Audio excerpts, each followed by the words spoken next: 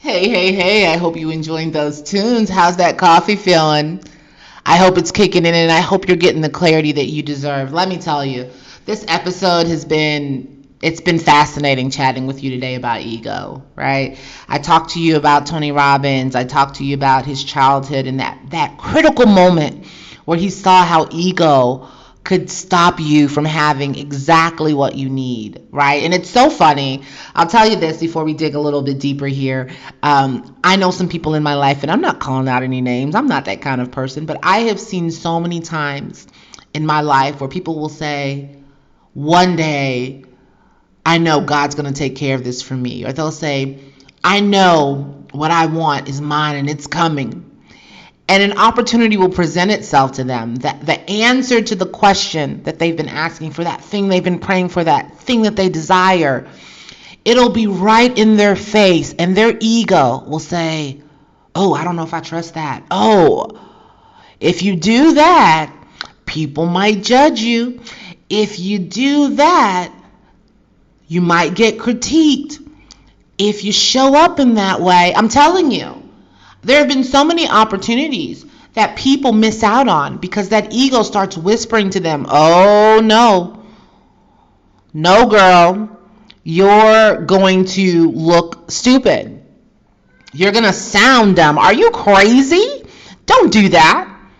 So I want to give you that warning that if there's something out there, like Tony was praying for food, right? He was this little kid.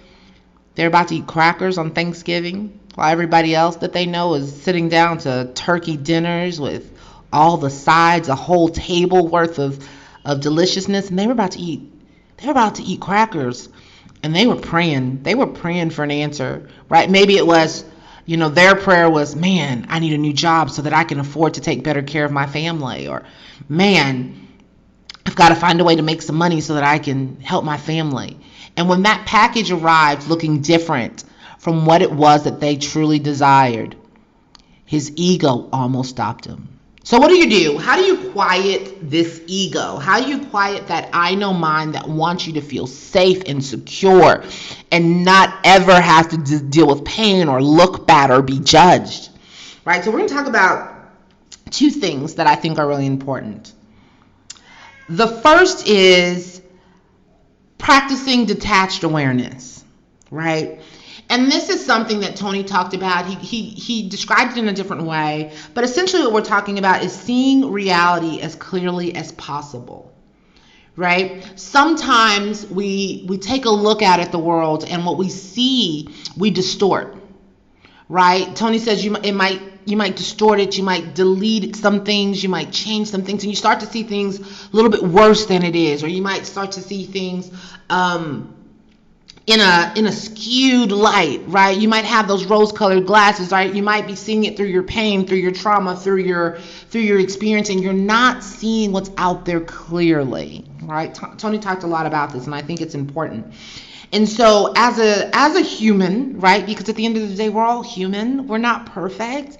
Our egos are going to want to keep us safe. As a human, you have to practice an openness, right, and a level of acceptance. When I'm a therapist, I used to talk to my clients a lot about practicing acceptance, right? Noticing what's happening, noticing what's there, noticing the thoughts that come up and accepting them as they are, not wrestling with them, not trying to change them, not trying to mess with them, but saying, okay, this is what's happening, this is what I'm hearing, this is what I'm seeing, and having a crystal clear picture of what is going on in front of you, right? And that will help you with situations that are going on presently. It'll help you. Here, imagine Tony's dad for a second. He sees this guy with the groceries, and rather than seeing that he now has a way to feed his family, which is what he's been wanting, which is what he was screaming upstairs about, he saw it as charity. He saw it as a problem. He saw it as a deficit in his manliness. But that was his perception, right? He was completely attached to that outcome because he felt that outcome was attached to his manlyhood. And so when you practice detached awareness, you're not addicted to that outcome. What you're addicted to in this case is paying attention, is being present, is recognizing what is really there. And then you can make a qualified decision about what to do. Then you can say, you know what? I prayed for this. I prayed for a way to feed my family, and here it is at my doorstep. Right? So that's the first thing. The second thing that is so important when it comes to your ego is compassion. And I know this sounds crazy, right? But one of the things I talk about all the time, and one of the things I used to talk to my clients about all the time, was the importance of having self-compassion. Recognizing that you're human and you're flawed and you will make mistakes and you will struggle, and there will be periods of time when you will not show up in the best light. And rather than allowing our ego to defend us even when we're not right, even when we show up and we make a mistake, we have to start practicing compassion for ourselves and recognize that, okay, in this moment, I was a little bit too attached to my ego. In this moment, I was more concerned about how I looked than helping people. In this moment, right? So you want to practice compassion for yourself, but not just for yourself, for others too. Right? Because when our ego is getting in the way, we're starting to lose sight of the fact that we are all one. Right? And so I know this might sound a little hippy-dippy and woo-woo to you, but if you're somebody who studies the laws of the universe, the 12 immutable laws of the universe, you'll probably be pretty familiar with the law of oneness, which essentially says we are all one and we are one with God. Now, I'm not going to talk to you about your religious beliefs, but when we're talking about how the universe operates, this is one of those laws. This is something that is just the way it is. And so one of the rules of the law of oneness is whatever you wish upon others, you are also wishing upon yourself. So when your ego kicks in and it is telling you that you're small, that you're not good enough, that you are that you need to show up in a different way, then that's what you're wishing on other people. Right? So you have to remember that universal law of oneness. You quiet your ego and you start to see yourself in other people. You start to see that you got to take care of one another. You start to see that if I show up in this world bigger and brighter and bolder, despite the critics, despite the judgment, that I can be of service of mankind. And as I'm of service of others, I am also serving myself. Right? One of the things that, people will do, that their ego will do, is they'll start to judge and critique people. And they'll be like, well, that person has everything. They have what I want.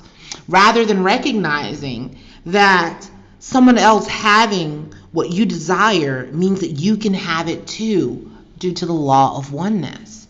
But our ego will tell us that person is wrong. That person is bad. That person